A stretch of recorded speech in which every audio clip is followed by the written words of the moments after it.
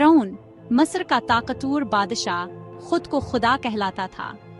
वो अपने गुरूर और तकब्बर में इस हद तक बढ़ गया था कि लोगों को अपने आगे झुकने का हुक्म देता और अल्लाह को भूल चुका था।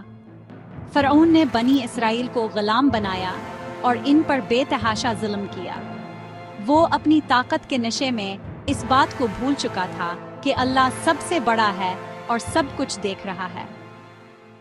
अल्लाह ने हजरत मूसा अलैहिस्सलाम को नबी बनाया और फ़िरऔन के पास भेजा ताकि वो इसे अल्लाह की इबादत की तरफ बुलाएं। हजरत मूसा अलैहिस्सलाम ने फ़िरऔन से कहा, अल्लाह की इबादत करो और बनी इसराइल को आज़ाद कर दो। लेकिन फ़िरऔन ने इनकार किया और कहा, मैं खुदा हूँ, तुम्हारा अल्लाह कौन हो सकता है। अल्लाह ने फ़िरऔन को सबक सिखाने के लिए मुख्तलिफ निशानियां भेजें। दरियाए नील का पानी खून में तब्दील हो गया, मेंढकों का तूफान आया और टिड्डियों ने फसलें तबाह कर दें। हर दफा फ़िरऔन खौफज़दा होता और हजरत मूसा अलैहिस्सलाम से दुआ की दरख्वास्त करता, लेकिन जैसे ही मुसीबत खत्म होती वो फिर अपने जुल्म की तरफ लौट आता। आखिरकार अल्लाह ने हजरत मूसा अलैहिस्सलाम को हुक्म दिया कि वो बनी इसराइल को लेकर मस्र छोड़ दें। हजरत मूसा अलैहिस्सलाम ने अल्लाह के हुक्म पर अमल किया और वो रात के अंधेरे में निकल पड़े। जब फ़िरऔन को इसका इल्म हुआ तो वो अपनी फौज के साथ इनका पीछा करने निकला।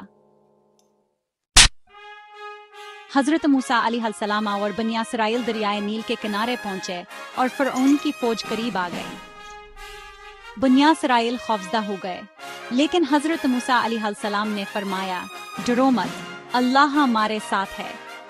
अल्लाह के हुक्म से हजरत मूसा अलैहिस्सलाम ने अपना असा दरिया पर मारा और दरिया दो हिस्सों में तकसीम हो गया। बनी इसराइल खश्क ज़मीन पर चलते हुए पार हो गए। जब फ़िरऔन और इसकी फौज ने दरिया में दाखिल होने की कोशिश की तो पानी दोबारा अपनी जगह पर आ गया। फ़िरऔन और इसकी फौज गर्क हो गए। फ़िरऔन ने अपनी आखिरी सांसों में अल्लाह पर ईमान लाने की कोशिश की, लेकिन तब तक बहुत देर हो चुकी थी। गुरूर और तकबर का अंजाम हमेशा बुरा होता है। अल्लाह हर जुल्म को देख रहा है और अपने वक्त पर इंसाफ करता है। अल्लाह पर भरोसा रखने वालों के लिए हर मुश्किल आसान हो जाती है।